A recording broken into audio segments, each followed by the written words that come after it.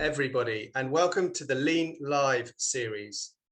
This is the Lean Company's look at all things marketing and advertising, giving our clients and partners unparalleled insight into far-ranging topics and bringing actionable takeaways into how we can improve the way we work. This month's episode will focus on the booming market that is in-game advertising. Mobile gaming has, unsurprisingly, exploded during the pandemic, with the world now boasting 2.9, yes, that's 2.9 billion gamers. Incredibly, over 50% of those gamers are in Asia. And furthermore, according to some studies, 52% of them are women. The market for in-game advertising is really starting to hot up, and the opportunity for savvy brands to take a claim to this giant piece of consumer real estate is absolutely staggering. So now here to kick off with our opening panel and to discuss this amazing opportunity for brands and agencies the world over, we have two very special guests. James Campbell is General Manager of Mindshare Singapore, and Jessie Boonyawattanapisut is founder and CEO of HotPlay, a leading in-game advertising platform and game studio. Now, just remember, if you'd like to ask either of them a question, please type your question into the Q&A box, and we will try to answer them as we go along. So let's get started. Hi, James. Hi, Jessie. Hi, Mark. How are you? Doing well, thanks. Thanks for coming on the show. Right, so let's start with a question. Why don't we start with James? So at the heart, the reason you two are on this panel is to talk about advertising.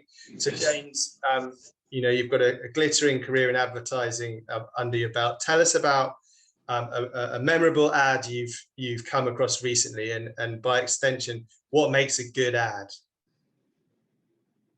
Well, thanks, Mark. First of all, I just apologise for the fact that I haven't got the beautiful background behind me, but never mind with that. So when it gets to the to advertising, so I mean, the advertising I really remember is the advertising that I grew up with when we had a world where we had a much more linear, far fewer channels that you could look at. We had huge production budgets going into big, amazing content. Of course, now everything is so fragmented, it becomes, and people are rightly looking to tailor each of their ads to different audiences.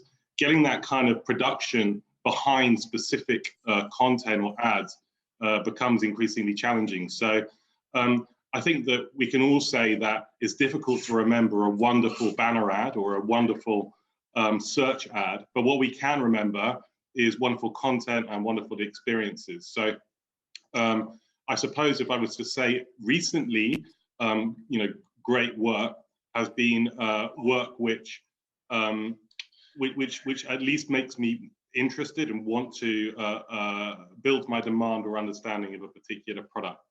But I do think that's becoming much more challenging today versus what it was like, you know, 15 years ago. I'm just going to leverage off of your answer just now, because you did mention it's a very good point. There's a lot of influx of fragmented ads in the way it's being presented, and at the end of the day, I think a memorable ad, at least for me, the importance is in the content of the ad itself.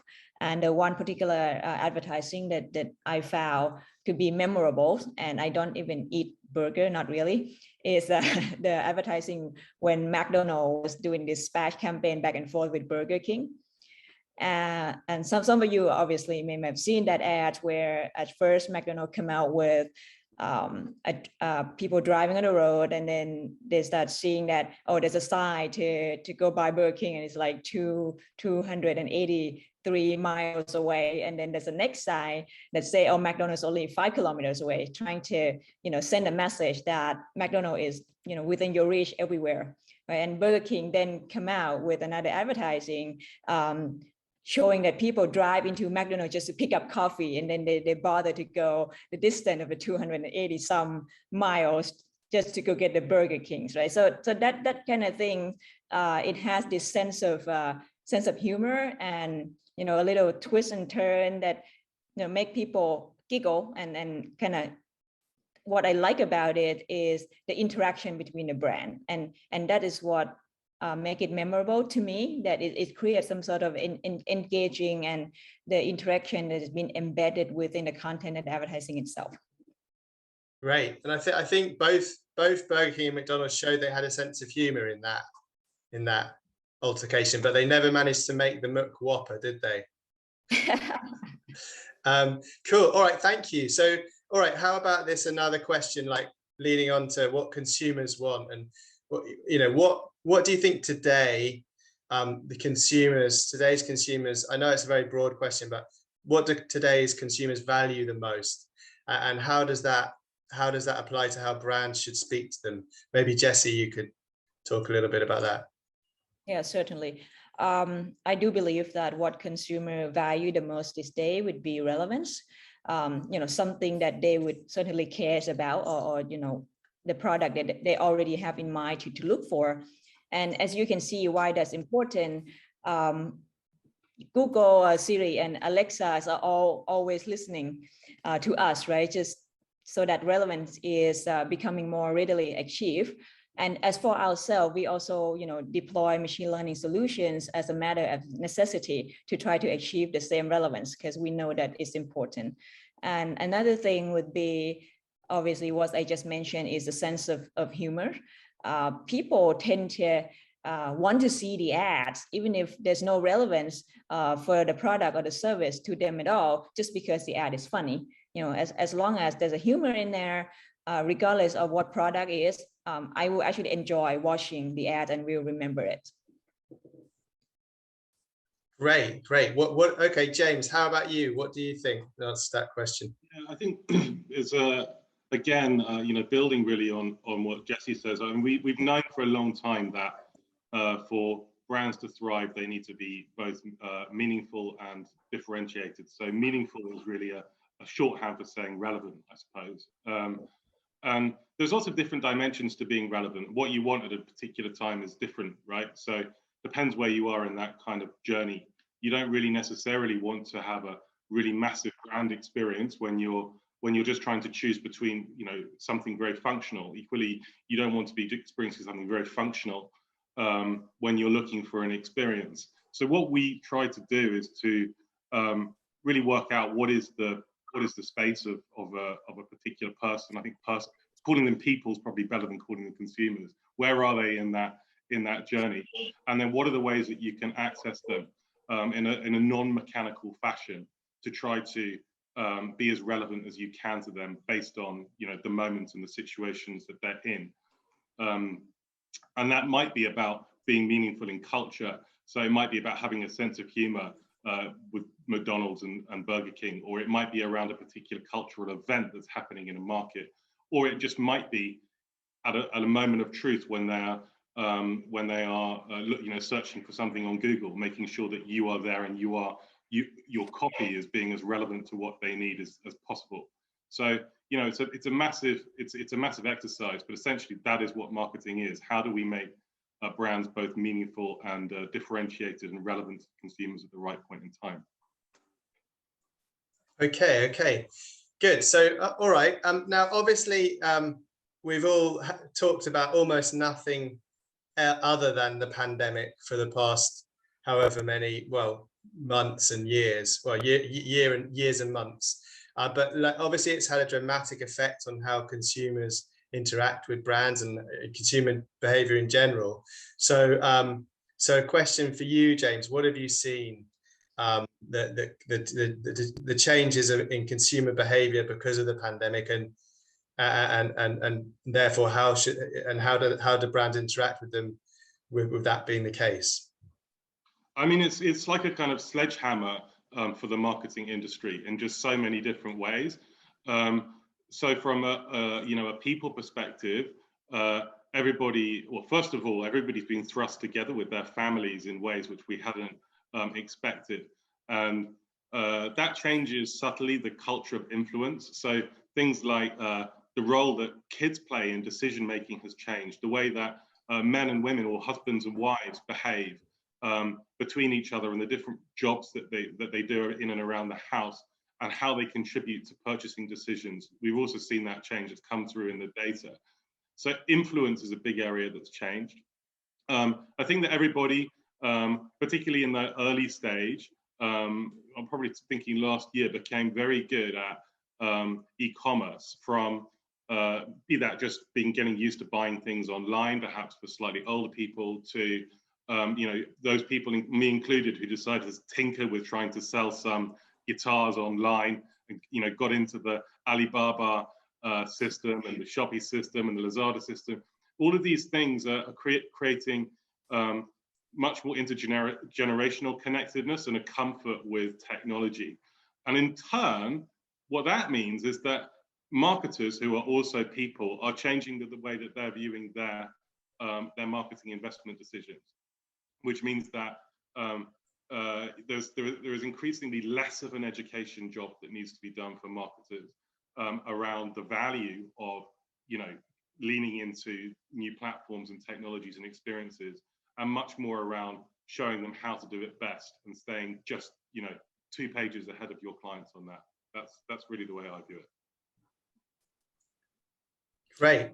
So Jessie, what are your thoughts? I mean, obviously Mark has already stated the obvious, and for me to add to that, what I see with the lockdown is essentially equivalent to a lot of screen time and a desire to increase social interaction. As people get stuck in their home and not really getting this socialized experience that they used to. So the use of the online interactive activities have grown so exponentially, right? It's like whether it's online games or some other online passive content like videos, music, or even print. And obviously e-commerce, right? That thing has gone explosive. But of those 3 things that has been going rocketing, I would say that online games might be the only means that would help people provide the desired social media interactions that they were looking for. Because in other forms of online activities, like whether it's looking at a video, listening to music and whatnot, is always a one-way interaction that you could just absorb the content through the screen. But online game help you build the next new community, another world that people can still choose to interact with another people in the world that they created. I completely agree, and actually that goes beyond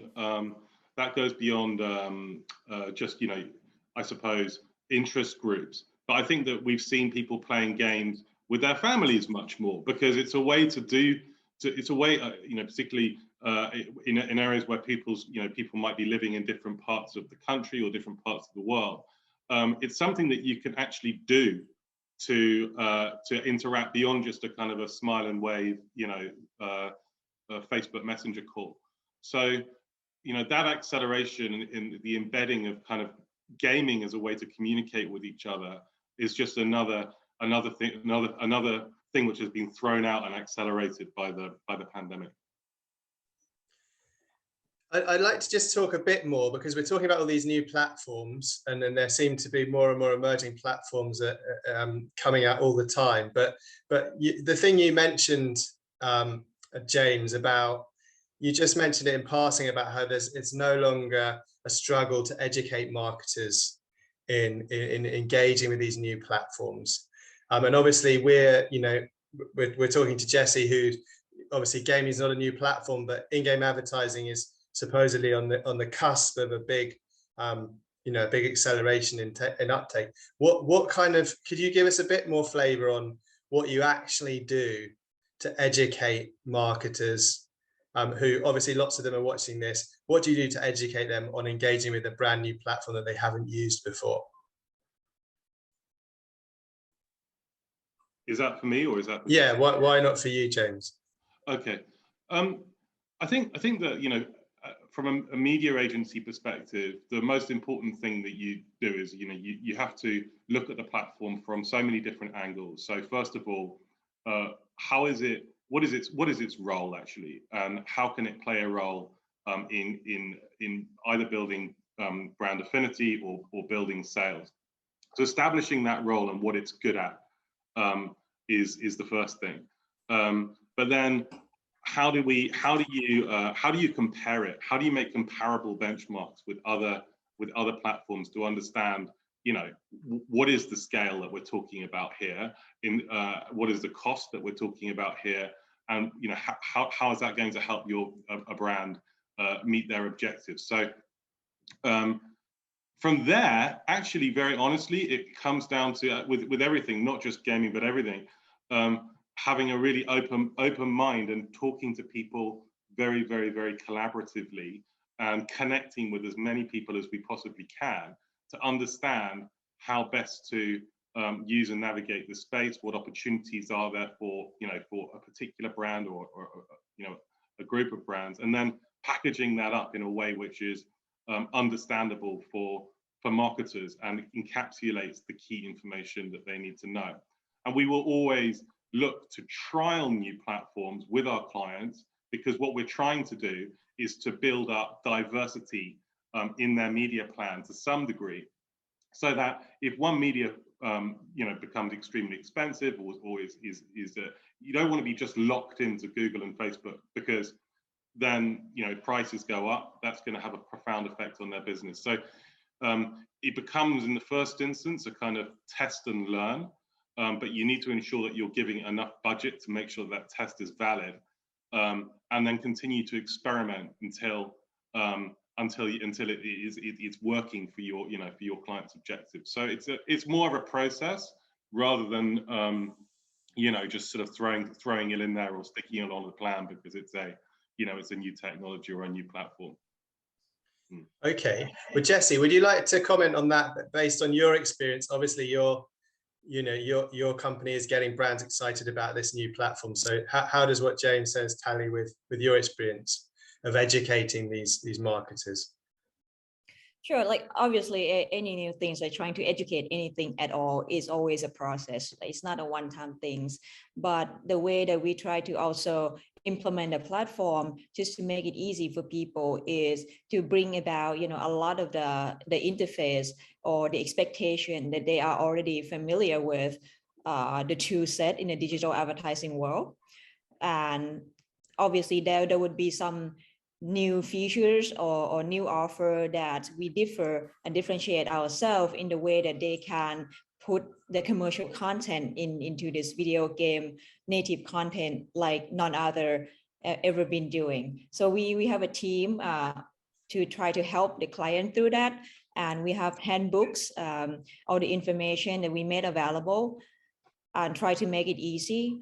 And we try to integrate as well with the existing program or the tool set that the advertiser or media agency are already using, just to try to make it easiest for them to adopt. Brilliant. Okay, thank you. All right. Well, so we're still staying on the subject of marketers. What and we'll go back to James, I guess. What changes have you seen in for example, their budgets and how they allocate their budgets since the onset of the pandemic? Yeah, I think this is an interesting one because it's not uniform actually. You know, every organization has adapted to the pandemic in a different way, and part of it depends on, you know, what sector they're playing in. You know, there are some sectors which have absolutely exploded, like IT, for example, and you know, we have IT clients who are just like, we need to capitalize on this as much as we possibly can, and are literally, you know, dropping budgets into the market and trying to capitalize on the opportunity. And at the same time, obviously, there are brands in the travel sector who are trying to work out how to survive, and obviously they've been extremely impacted. One of the things that we've been trying to help our clients with, because COVID is such a beast. We're fighting a virus here that the virus goes up and it goes down, and you know, situations change. Countries go back into lockdown, out of lockdown. And that uncertainty makes things very difficult for marketers to plan their budgets properly. So we keep a really close pulse on that, on you know, what's happening in COVID, and everything from you know, footfall to you know, what we think is going. When do we think a country might open up more, and what does that mean for individual and specific media types? So I think at the beginning, it was such a kind of shock to the system. We had to do a lot of work to sort of set up the dashboarding around that, because what you want to be able to do as a brand is you need to be able to switch on your advertising and switch off your advertising as well, based in an agile fashion, based on based on COVID conditions and your business conditions. So agility has become really, really, really, really key in terms of how we approach brands. And I think that's something which might become an institutionalized change, actually. So yeah. Interesting. All right. And, Jessie, would you like to tell me how you think marketers have changed with regards to their budgets in the past 18 months? Yes. So with the pandemic, a lot of brands had to adjust. That's for sure. And we have seen this, tremendous change and in a positive way, a tick up in the spending for the digital advertising. Even though a lot of business were having trouble and some of them has to cut the budget, some even went out of businesses. And the advertising in general went down in the year of pandemic in terms of spending. However, the bright spot remains in the digital ad, which still has like 11% growth in the US in 2020. And if you compare to the overall market in the same year, it was in the decreasing trend of like 4%. And this is when people, the pandemic basically is catalyzed the people to start looking for another options in order to try to market their products. And now that a lot of brands have shifted from traditional advertising that they were used to coming on to digital advertising, and they start to learn that it's something that can be a lot more effective and yield better result for them. It is something also trackable, measurable. The trend, this catalyst will then have an effect, I believe, into the next year to come, that we are likely to see, high double digit for digital advertising spend once the COVID starts to wind down.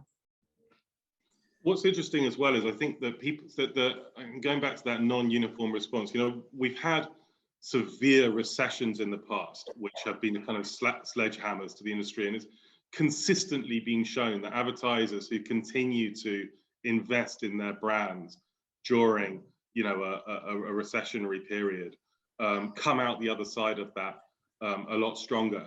And a lot of marketers went into this and they kind of knew that. So to name check people like Unilever, they continue to invest in brands and their brand ideas and brand advertising, which is admirable when everybody's looking at kind of short-term sales.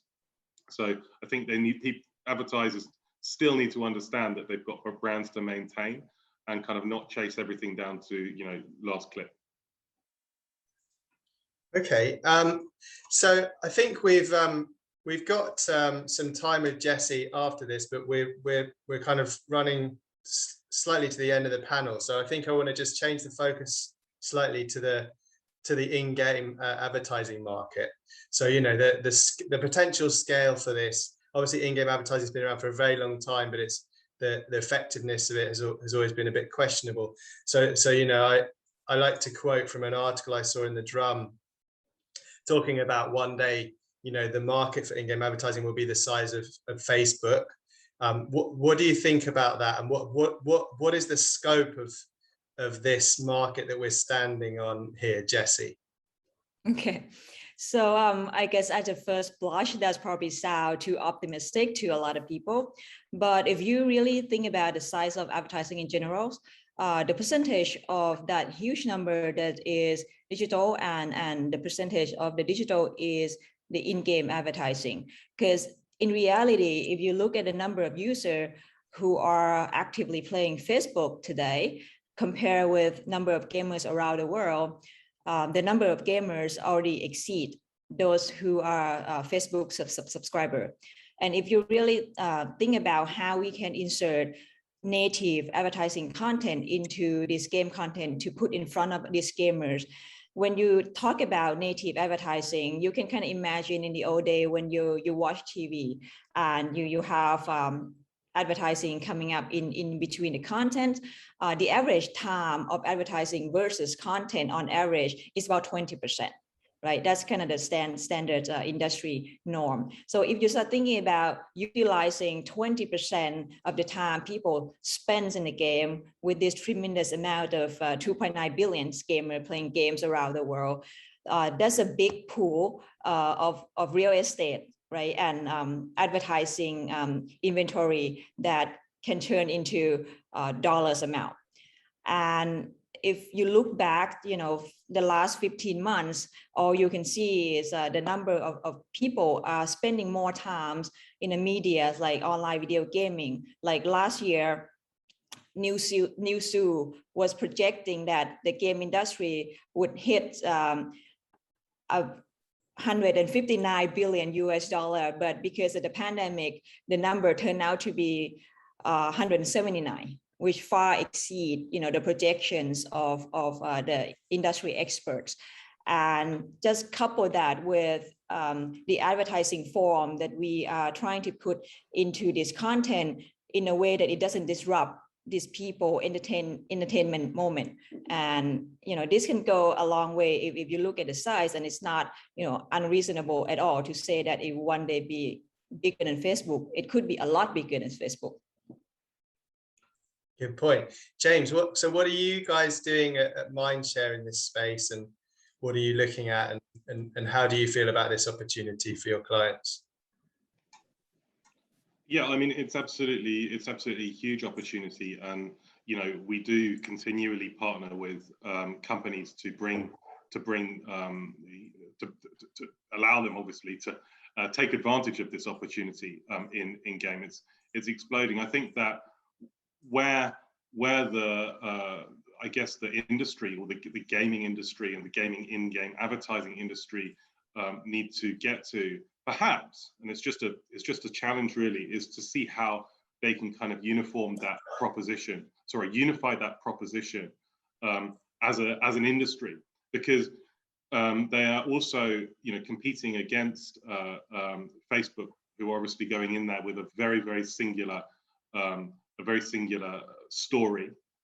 Google goes in there with a very singular story, and the mobile advertising industry is more fragmented because there are a lot of companies that make it up. So I think that having that really strong unilateral story to go to market with, even if you're working, even if there are competitors there, is important, so that people understand exactly what they can get out of the space. And I think that's probably one of the key challenges that the industry needs to overcome if it's going to surpass, the big social media platforms in terms of advertising revenues. Okay, brilliant. I think we've got just time for one more question. So so this is one for both of you. Why don't, Jessie, you start with this? What do you think will be the emerging trend in your industry in 2022? For this, I strongly believe that video games, you will see that natively integrated advertising would take root, and I do believe that it will surpass the item sale revenue in games by 2025. And then you will start seeing India coming up as a new emerging market that has highest growth in the game industry.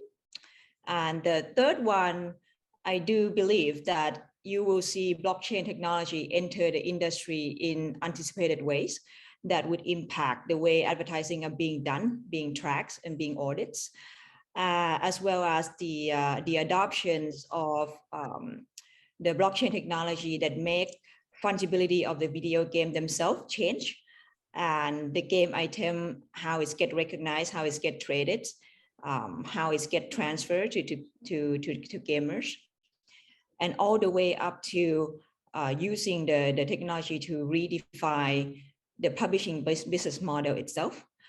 For example, like new publishing model will probably emerge that include decentralized publishings, by which I mean decentralized financing of video games with several different models to manifest. Okay, brilliant. And James, that same question for you. Well, you know, as a kind of media and marketing and digital agency, I think there are so many different areas that you could talk about in terms of trends and emerging trends for 2022. So I'd probably just, you know, keep it to that. I suppose keep it to that the mobile piece and perhaps the in-gaming piece. I think we are seeing more and more like new players coming into the market, and this is happening. This is happening faster now in 2021. I think that people perhaps were hunkering down and getting their offerings together in 2020, but I do see a new explosion of ad tech, new publishers, new ways of packaging things as we move into 2022, and we're certainly leaning into that. And you know, really excited to, you know, take our clients on that journey as well. Brilliant. Well, look, thank you, James, and thank you, Jessie. Thank you very much. So we're going to hear from Jessie a bit later. Thanks, James, for joining us. And before we go, and thanks both, and before we go on to the next segment, we're going to do a little poll for the audience. So I hope you're paying attention, audience. So there's going to be a poll on screen. Please do take part. It would be great to hear what you think.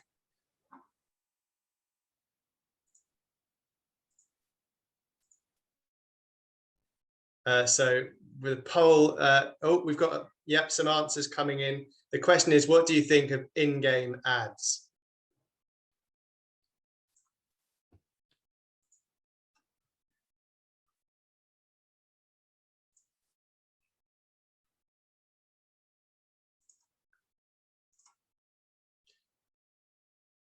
Right, we're nearly there, everyone. So we might share that at the, well, so it looks, well, you can see it on screen, but it seems the majority of you think that either they are annoying and interrupt the gameplay, or that they're a necessary evil for you to play your games for free. Thank you for taking part. Right, so now I've got Pimsai Chicharion, who is the CCO of HotPlay. Pimsai is now going to talk us through a little bit about the different types of ads that you can actually serve in games nowadays. So I'm going to pass over to you, Pimsai.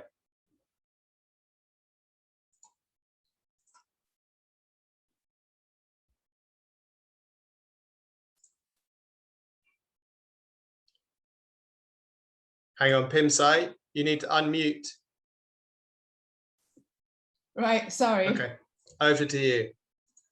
Right, okay, my name is Pimsai. I'm a Chief Commercial Officer here at HotPlay. I really love this part because I get to show you the cool stuff that we're doing here. So just bear with me a minute. I'm going to share the screen with you. All right, as a pandemic drive the surge in gaming industry, we can say that 1/3 of the world population today are gamers, right? So we talk about it, everyone plays games. And this is making the game audience larger than the film and music industry combined, right, in terms of audience. And the majority of gamers today are playing every day, like myself, for example. I love, you know, to achieve something at the end of the day. So yeah, so I spend as much time in game as in social media. And market researchers predict that by 2024, we'll be looking at half of the global population playing games. So this is no doubt a huge opportunity for brands to apply their creativity onto this new media and allow brands, advertisers to build relationship with the customers. The opportunity in advertising in game still has some challenges. So there's some feedback here that we gather from the advertiser. The typical in-game ads today are intrusive, and sometimes it led to negative brand association. So you don't like, you know, to play the game, getting all excited, and then suddenly you have to, you know, stop and watch the ad for 20 seconds, right? So my niece, you know exactly how long is 20 seconds. She would just put the phone down, go to do something, and come back and, you know, continue playing. So the ad format available today in most ad network, it's not captive and doesn't promote meaningful engagement with the audience. Gamer insight and performance data are rather limited, so it make it difficult to reach the right audience. So, we gather this feedback from the advertiser as well as the players. And as you are players, I'm sure everybody, play games at some point, so you feel, what I'm talking about. Then here is how HotPlay in-game advertising platform and solutions solve key challenges for advertiser and help brands to achieve sales or return on investment of their ad campaigns and better target to the right audience. With HotPlay, brand will be able to insert the marketing messages in various forms seamlessly into native content of the games. And those games that in HotPlay ecosystem are, able to provide ads in a real-time basis. So you can see here, exclusive coupon reward for better engagement and retention boost for the gamers, for the game developer and advertiser as well. And we also have the ad format that non-intrusive and highly performance, highly engaged with the audience. And we also offer the custom game design to better engage and build brand loyalty, and that can lead to sales conversion. So let's see, what it is exactly. So when you're looking at exclusive coupon reward, this is our key feature. It helps brands to deliver incentives to gamer via promotional coupon that can be redeemed at, online or offline point of sales. So in this example, I will show you the promotional campaign of one of our clients, Baskin-Robbins. This campaign launched in 2020 with the AAA real-time card control PvP fighting games. The game is called Invictus Lost Soul. Maybe some of you have tried the game and played the game before. We have two types of campaigns here. One is sponsor quest and another one is daily lock-in. So with the sponsor quest, we give exclusive coupon reward. The player receive the coupon as a reward when they complete the quest in the game. And once they complete the quest, they can choose to get what would be their preferred reward. And it's proven that the more than half will pick the coupon, which is offered by Baskin-Robbins as a reward of their quest. Then they can redeem offline when they go to the store, and they can present the QR code and redeem for gift or discount at the point of sales. And this type of campaign can be re-engaged, like the notification coupon can be sent to remind the gamer to come back and enjoy the next quest and then get the next reward. So we can see that this campaign is successful and proven higher retention rate for the games, as well as higher conversion of sales for the brand. So you can see that the data here, the campaigns run only for 15 days, about 2 weeks. Total coupon distribute is about 700 and redemption rate is 38%. Our clients very happy with the campaigns that run for the 2 weeks. And another type of ad that we can help brand and advertiser to engage with audience of gamers. This is called daily login. So when you log in into games and then you get a reward as a coupon. So in this case, you can redeem the coupon online on the platform, and then you get the deliver at home, right? So again, it can be pushed to engage the gamers back to the game and get another coupons. So this type of campaign has proven to be very attractive, and the advertiser can be creative on how they want to engage and incentive the audience. Okay, so next type of ad that we have here is non-intrusive and high performance ad. So you can see that we immerse ad within the environment of the game, and this is very intuitive and non-intrusive to gamers. The ad type is proven effective in promoting brand awareness. So without realizing it, you can see that this brand, it get into your mind. And the next time you see the brand, or the next time you think about buying, purchasing, you think about the brand that you've seen many times within the game.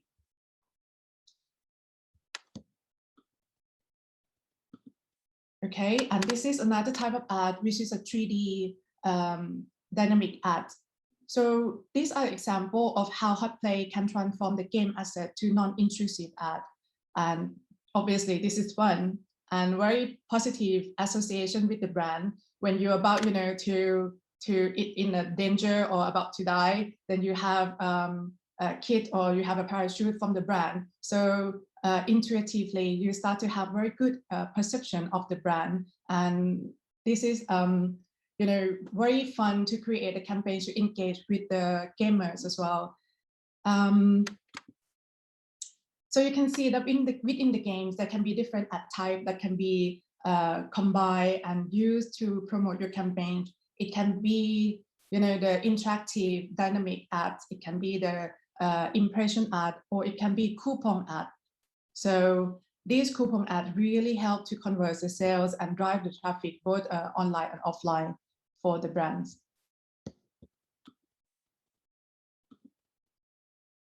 Another solution that we have here is a custom game design. Okay, with a custom game design, we help brands to stay connected with their customer base and strengthen the brand loyalty through the custom game. Game make the experience fun and engaging, as we know. So our own studio can offer a quick turnaround, and the game can link up with brand loyalty programs. Point can be used to level up the gamers or used to purchase in-game items. Brand can use game as a channel to promote the new products and drive the engagement between online, offline, create the talk campaign, engage with the community to promote certain products of the brand. And this is an example of our custom game that developed for Asian leading retail brand. So you can see that it's very easy to come up with the fun and engaging, right? And I think the best part of it is that the lead time that we can turn around and create the game to market for our brand is very quick. It can be as short as 2 to 4 weeks. If it already the game off the shelf, we can reskin it. Or if you want to create your own, or to have a more deeper gameplay, we can do that too. So we have a different packages for brand and advertiser to use to develop and strengthen this loyalty. So that's very much it about what we're offering here at HotPlay. And in the near future, the coupons and this kind of a reward can be shared. You can, use it as a gift to your friends to engage with your, social media. And a lot of things that coming within the games industry and the roadmap on our IGA platform. So please stay connected with us. Visit us at hotplay.games or link at on LinkedIn. We really like to be connected with you. Thank you very much, Pimsai. That was brilliant. Yeah, so obviously you've heard from Pimsai, and you can see that you can contact her. You can email her at pimsai at hotplay.games. So look, we're nearly there now. We're actually just going to do another quick poll for you guys, and then we'll have our final segment, which is where we sit down with Jessie and talk to her in a bit more detail. So if you just hold on a second, I will put up the latest poll. And this one is to test if you were listening earlier. So here's another poll for you. And the question is, what percentage of the 2.9 billion global gaming community is female? So please do vote.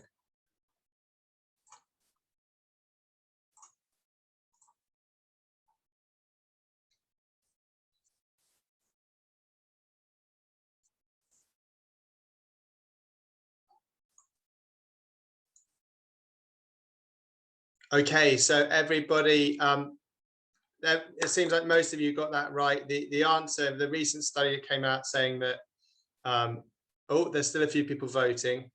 Give you 5 more seconds. But yeah, so you know, I was a little bit surprised by this, but there's a recent study saying that 52% of the global gaming population are female, which is fascinating. Right, so welcome back, Jessie. Thank you very much. Yeah, great to have you back. So, you know, as you probably saw earlier, Jessie is a passionate entrepreneur and has had a very successful, glittering career in the video games industry.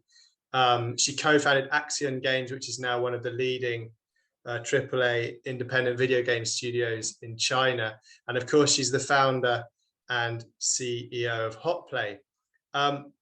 Jessie, we did a little interview with you that we posted on our blog, and you talked about you know, the shift, the world. You said the world is shifting from a product economy to an attention economy, or what you called the passion economy. Can you tell us what you mean by the passion economy? Absolutely. If you really spend the time to contemplate the consumer behavior towards the products or brands over the last few decades, you would be able to see that the distinction between the key reasons that make the consumer decide to purchase certain products or feel loyal to certain brands in the old days versus now's ours. Before, it's all about the product itself. People would buy certain things merely because it fit their needs. But this day is the era where the information is plentiful. People constantly get exposed to a lot of information input and comes compare and contrast, right? So when one decide, you know, which product or that they wanted to buy, is no longer about what it is. The question becomes why I would want to buy product A versus product B. But, you know, if the utility of the two products are the same, of course. But now it's up to the brand to not only make good products, but also having to make sure that the product get the attention and, most importantly, successfully create the passions among the consumer in order for the brand themselves to gain strong and sustainable market share. Because, you know, there's a lot of competitors in the market and there's a lot of information that people can access. So building up this passion and loyalty is the key for brand to be successful. And that's why I'm calling this era as a passion economy. Okay, that's interesting. I mean, one of the things I'd like to know a bit more about is, you know, you have very specific products for very different specific consumers that brands are trying to get passionate about them. How does that, how do the different demographics, for example, within the world of gaming, how do you help brands target the right people for the right products, if you see what I mean? Yes. And that's kind of the thing, like today, it's actually getting more difficult in the sense that Google and Apple, right, recently having a policy change, the new implementation of the privacy policies, both Android advertising ID and the IFAs, IFDA have now significantly hamstrung by, you know, their respective manufacturers. And it's making it difficult for platform or for advertiser to even try to target the right audience in general. And a lot of the advertising information now, the ecosystem have to ask the people to opt in whether they want to share the information so that brand can send out, you know, the relevant advertising to these people. And at the same time, you know, when you try to get people to opt in, all this Apple and Android platform are literally prohibiting them from explicitly make any offer to incentivize people to share their data. So the way that we're doing it in HotPlay is in our own solutions. We use the reward-driven network to build up our own profile of user over time based on the genre of the game that they play, the content and the application that they interact with, as well as the advertising that they seem to be interested in, and more importantly, the coupon that they are interested and has gone and actually redeem and buying the products. Also, our latest attempt with the integration that we are doing with Sapware, which is a company that we recently acquired. Sapware is the middleware company that control the UX UI's interface for Android set-top box TV, smart TV. And this integration would provide us with even more refined and specific information about the user demographics through the overlay of the geographic information about their neighborhoods, and in some cases, their subscription choices. So all this will help us identify, who should be served with which advertising more accurately. And the HotPlay ad buy tool set itself also allows us, allows the advertiser to specify, right, what type of games or what type of game that they want their brand to appear to, or which type of game they do not want their brand to get associated with. Okay, fantastic. All right, well, it sounds like that it's growing rapidly, and the reach that you have is as well. So what advice then would you give to a brand, a big, let's say a retail brand that has not yet entered the world of in-game advertising, but they're thinking about it? What advice would you give to them? Well, first they have to open their mind and starting to understand that this is the new demographic reach, that if they don't take advantage and try to capture the market share right now, they're going to be losing a very significant opportunities to get the attention for the so-called like the next generation, right? Because inevitably when people look at games, they think young people, and these young people will then grow into the working class, and therefore the people who have the spending power. So I would say that brands have to look at a way to really try to engage and gain loyalty of this group of customers. And it is really exciting time, because with the solution that's available today, is give the brand the opportunity to get really creative in the way that they could try to gain user engagement. Right, so the brand can utilize all these tools, to interact with the potential customer like they were never able to before. And therefore, my suggestion would be, start thinking out of the box and take advantage of what's available today to gain advantage for your future business. Very good. Okay. All right. Let's talk a bit more generally about you. So you've been a founder. You've been a founder before, and you're a founder now. Can you give us, so you've been obviously a major player in the gaming industry for a while. Can you give some advice to people who are looking maybe who see this gaming as this huge opportunity and are looking to get in on the business side, so people who want to work in the gaming industry? Mm-hmm. I mean, for people to start looking to get in, what they have to do first is to identify, what opportunity is really there. Find your own niche, and you have to ask yourself what's your strength and weaknesses, and all the resources and the strength that you have that can be applied to seize that opportunity in the industry itself. Right, just like any other businesses, you start from looking for what can be done, and then you ask yourself if you have the resource to get it done. And always act, half empty. Keep educating yourself, and don't be afraid to go into a new venue, because as for myself, I'm not a game person by educational background by any means, right? But we can always do our homeworks and learn new things. Brilliant. Okay. Right. So a slightly different question, but one of the things is obviously you've been very successful in a traditionally male-dominated industry.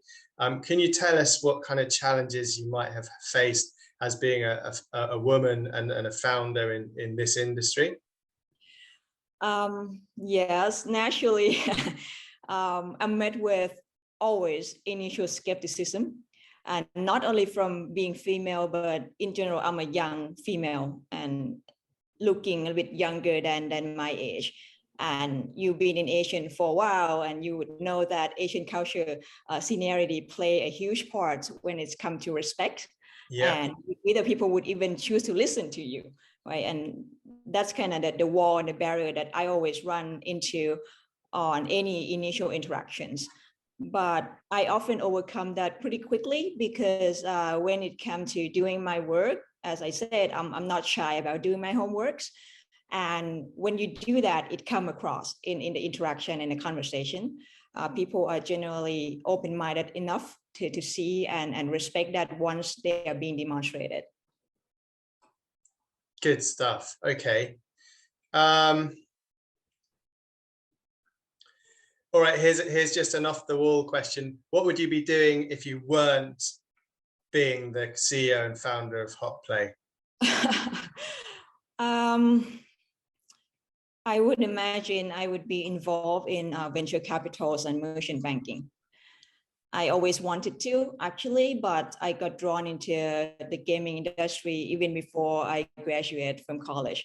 And so here I am. But, you know, if I live in a different world, VC would be the area that I would be in. Okay, good stuff. All right, so one last question.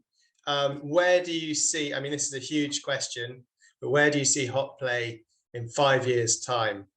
Obviously, you've talked earlier a bit about NFTs, and you've got the blockchain. You talked about the blockchain, and yeah, tell us where you think HotPlay might be in 5 years' time. Well, you do realize that a giant like Facebook did not get here because they didn't change their strategy a few times, right? Okay. But, you know, rolling with the punches and all. But for now, the way that I have planned out and envision HotPlay to become with, you know, over the next 5 years would be that I want it to become a platform that not only that it totally help bridge the gaps between online game and retailers, both offline and online, but also expand itself into the array of services that help fulfill all aspects of entertainment, commercial and lifestyle needs for all the participants that participate in the HotPlay ecosystem. And those services, you know, we talk about something that would include banking, insurance, medicals, and even travel services. And of course, like the whole ecosystem will be interconnected, having Hot Token, our crypto token, run behind the background as the utility token that's power the whole journey of the participants. And I mentioned all those services, you know, not something that we're just, you know, blurting out that we wanted to be. All the pieces has already been lined up. Yeah. Today, and then with the strategy that we're executing. Brilliant. Okay, well, we look forward to seeing that strategy come to fruition. And maybe next time we could talk a bit more about some of those exciting new avenues. But I think we've just run out of time now. So thank you very, very much for coming and speaking today. Thank you to everyone who's been watching and listening. If you do want to speak to any of the guys who are speaking, James, Jessie, or Pimsai, you can also email me. I'm at mark@beMoreLean.co. And yeah, if you do need any help at growing your sales pipeline, market mapping new territories, or need marketing and PR support, then you can talk to me. These are the services we provide at the Lean Company. Thank you very much. We'll be back with more content soon, and very much appreciate you joining us today. Thank you, Mark. Thank you. Thanks. Take care. Thanks. Take care.